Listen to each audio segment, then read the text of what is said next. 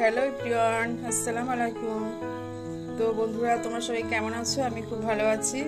তো দেখো, আমি আবারও সকাল সকাল রান্নাঘরে চলে এলাম একটা নতুন রেসিপি নিয়ে।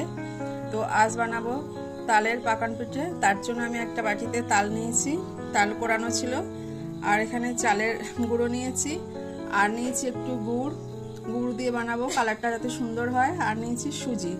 তো সমস্ত উপকরণগুলো আমি নিয়েছি, এবার মিশিয়ে নেব। আমি তালটা প্রথমে একটা পাত্রে ঢেলে নিচ্ছি।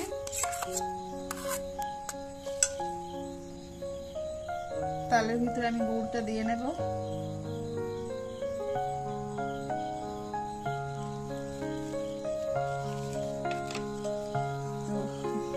গুড়টা দিয়ে আমি একটু খুব ভালো করে মিশিয়ে নেব।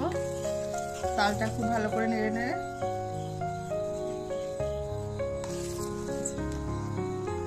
তালটা আমি খুব ভালো করে মিশিয়ে নিয়েছি। তো দেখো কালারটা কত সুন্দর হয়েছে। তো এবার আমি সুজিটা দিয়ে নেব।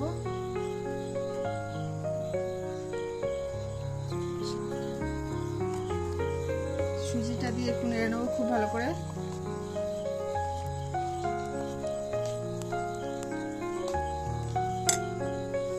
তারপরে দিয়ে দেব চালের গুঁড়ো।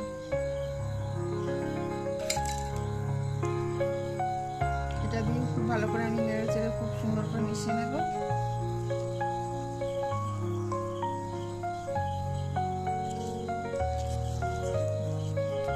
অল্প একটু নুন দিয়ে নেব।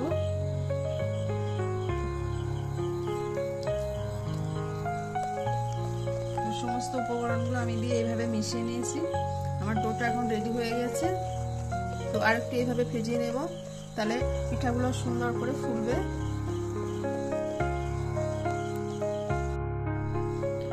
আমি সবগুলো রেডি করে নিয়েছি। তারপরে কিছুটা মৌরি একটু হালকা করে ভাজা করে নিয়ে হালকা করে আদা গুঁড়ো করে নিয়েছি এর ভিতরে দেওয়ার জন্য। এটা আবার মিশিয়ে দিলাম। তো গ্যাসে আমি একটা কড়াই বসিয়ে দিয়েছি, আর কড়াইটা গরম হয়ে গেছে। তো এবার তেলও দিয়ে দিচ্ছি আমি।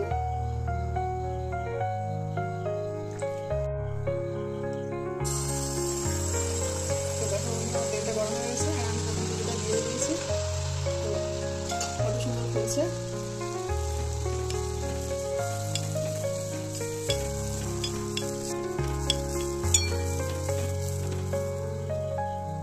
দেখতেই পাচ্ছ তালের পাকান পিঠে কত সুন্দর লুচির মতো ফুলে উঠেছে, একেবারে ফুলকো ফুলকো হচ্ছে।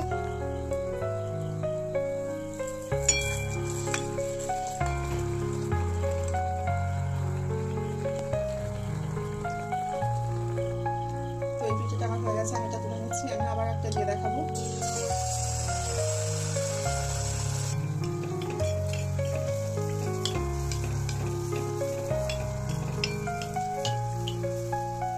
তো দেখতেই পাচ্ছ প্রতিটা পিঠা আমার কত সুন্দর ফুলছে।